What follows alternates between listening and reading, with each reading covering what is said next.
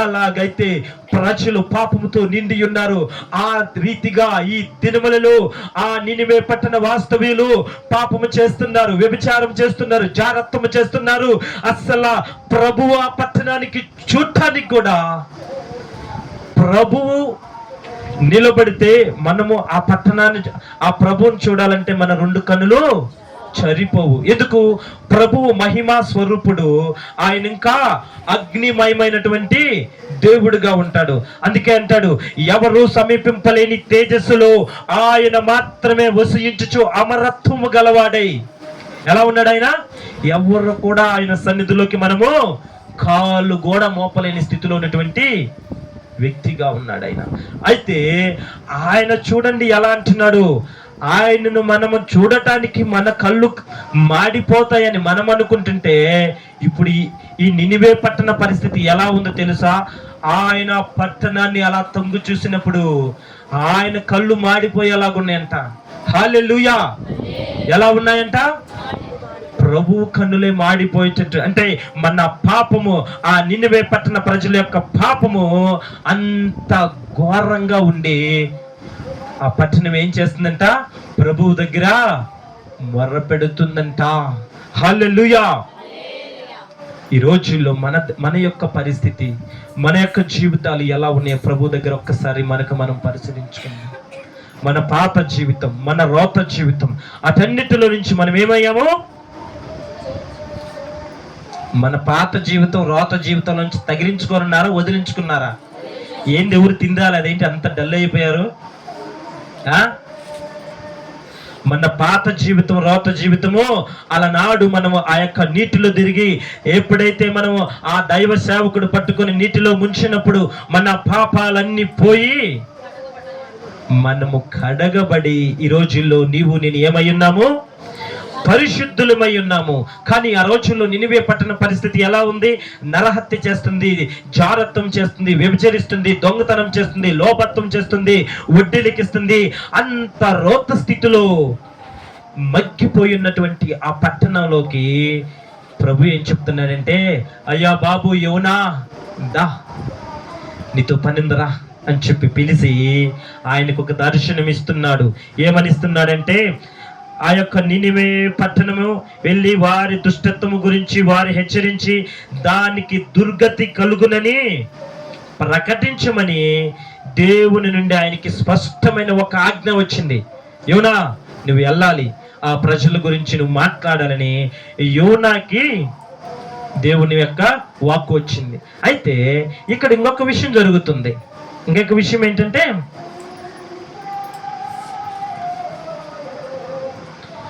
యోనా ఎవరు?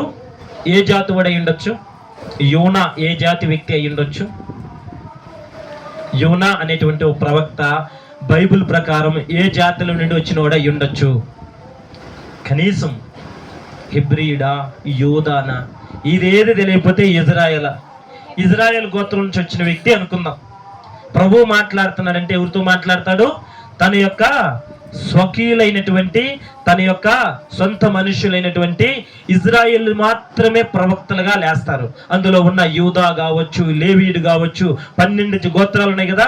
అయితే వీరి యొక్క ఉద్దేశం ఏంటంటే, నీ మొక్కలమే పవిత్రులను, మేము తప్ప దేవుడు మాతో, మేము దేవునితో తప్ప ఈ అన్యజనులు ఎవరు కూడా నా దేవునితో మాట్లాడకూడదు.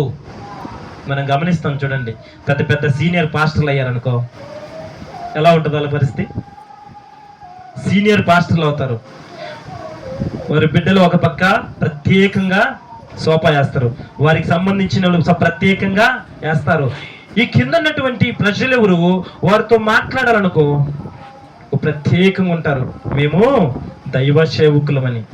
చూడండి ఎందుకుంటారంటే, ఇది కొందరు బైబిల్ని బట్టి ఫాలో అవుతారు, తప్పని కాదు, కొందరు బైబిల్ని బట్టి ఫాలో అవుతారు. అయితే ఇక్కడ ఏం జరుగుతుందంటే, యోనా యొక్క ఉద్దేశం ఏంటంటే, ప్రభు చెప్పాడు, నువ్వే వెళ్ళి ఆ నినివే పట్టణం పాడైపోతుంది, దాని యొక్క పరిస్థితి బాగలేదు, దుర్గతిలో ఉందో, మీరు వెళ్ళేసి అక్కడ వారికి ఒక వార్నింగ్, అయ్యా మీ పట్టణం కాలిపోబోతుంది, దేవుని ఉగ్రత దిగిరబోతుందని వాళ్ళకి చెప్పమని ఈయనకు ఆర్డర్ వచ్చింది. ఈయన ఏం చేశాడంటే, ఇప్పుడు మనం ఏమనుకున్నాము, ఇజ్రాయేలు ప్రజలకు మాత్రమే దేవుడు, నీకు నాకు దేవుడు లేడు అనే అనుభవంలో ఇజ్రాయేల్ ప్రజలు ఉన్నారు. ఈయన కూడా ఎవరు? ఇజ్రాయేల్ ప్రజలే. కాబట్టి ఈయన అనుకుంటున్నాడు, దేవుడు ఇప్పుడు ఇది ఏ పట్టణం అని చెప్పాను, ఆ నినివే పట్టణం ఏ రాజ్యంలో ఉంది? అషూరు రాజ్యంలో ఉంది. అషూరీయులకు ఇజ్రాయేలులకి బద్ధ శత్రుత్వం ఉంది. హల్లెలూయా. ఏముంది? ఇజ్రాయేలీలకి అషూరీయులకి ఏముంది? బద్ధ శత్రుత్వం ఉంది. ఇప్పుడు బద్ధ శత్రుత్వంలో మన శత్రువు ఒకడు ఉన్నాడు. వాడు అల్లరి వెళ్తూ ఉన్నాడు, బండి మించి కింద పడ్డాడు. ఇప్పుడు మనకేమనిపిస్తుంది?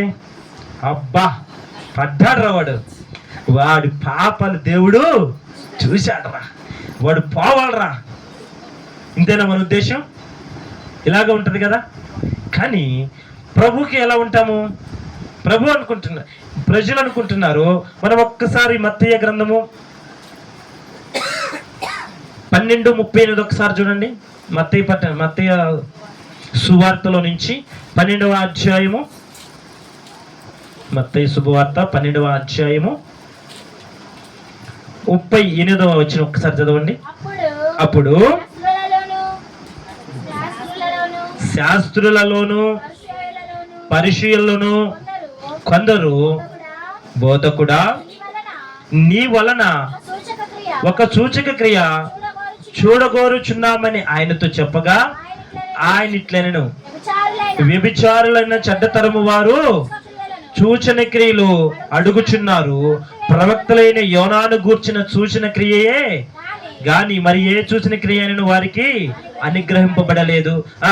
యోనా 3 రాత్రింబగలు తిమింగలం కడుపులో ఎలాగుండునో అలాగ మనుష్య కుమారుడు 3 రాత్రింబగలు భూగర్భంలో ఉండెను. నినివే వారు యోనా ప్రకటన విని మారు మనస్సు పొందిరి గనుక విమర్శ సమయమున నినివే వారు ఈ తరము వారితో నిలువబడి వారి మీద నేర స్థాపన చేతురు. ఇదిగో యోనా కంటే గొప్పవాడు ఇక్కడ ఉన్నాడు. ఇప్పుడు చూడండి ఏం చెప్తున్నాడు. యోనా ఏమో ఇజ్రాయేలీయుడు, పాడవుతున్న పట్టణమేమో అషూరు పట్టణము. అషూరియులకు ఇజ్రాయేలుకు మధ్య భద్ర శత్రుత్వం ఉంది. ఘోరంగా వారి మధ్య యుద్ధము జరుగుతూ ఉంటది. మరి ఇప్పుడు ఇజ్రాయేలు ప్రజడైనటువంటి యోనాను పిలిచి దేవుడు చెప్తున్నాడు, అయ్యా యోనా, నీ వెళ్ళి ఆ నినివే పట్టణం పాడవుతుందని నువ్వు చెప్పు అన్నప్పుడు యోనా మనుషులు అనిపించచ్చు, అబ్బా మా శత్రువుల పట్టణము నాశనం అయిపోతుంది, పని వాడు అలాగ పోవాలని చెప్పి ఈ యొక్క యోనా ఏం చేశాడంటే, దేవుడు మమ్మల్ని కాకుండా మా ప్రజలను కాకుండా అషూరు ప్రజలు ఆ యొక్క దేశం ప్రజలను కాపాడటానికి ఆయనకి ఎలా మనసు వచ్చింది అని కూడా ఈ యోనా అనుకుని ఉండొచ్చు. అంతే కదా. అరే నా డాడీ నాకు బట్టలు లేకుండా పక్కింట్లో వాడెవడికో బట్టలు తెచ్చిస్తే మన మనసు ఎలా ఉంటది? ఇప్పుడు యోనా పరిస్థితి కూడా అలాగే ఉంది. నా యొక్క దేవుడు ఇజ్రాయేల దేవుడు, కానీ అన్యుడుగా ఉన్నటువంటి అషూరు వాళ్ళకి న్యాయం తీర్చడానికి సిద్ధంగా ఉన్నాడు. ఇది కరెక్ట్ కాదని ఒక్కసారి యోనా ఏమనుకున్నాడు, తన మనస్సు మార్చుకున్నాడు, ఎనుదిరిగాడు. చూపించిన పట్టణంలో నుంచి ఆయన ఏమైపోయాడు? మొదట యోనా దేవుని మాటల నుండి దేవుని నుండి పారిపోయాడు. 1వ అధ్యాయము 17వ వచనం చూడండి ఒకసారి. ఒక్క నిమిషం, అది కదా నాన్న.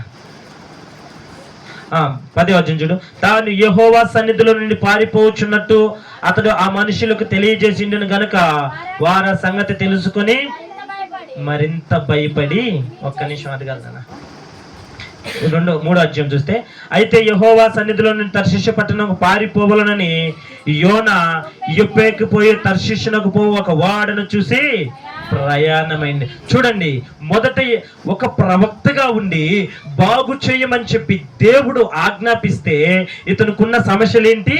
2. ఒకటేమో ఇజ్రాయేలుకి ఆ నినివే వారు బద్ద శత్రువులు అయి ఉన్నారు.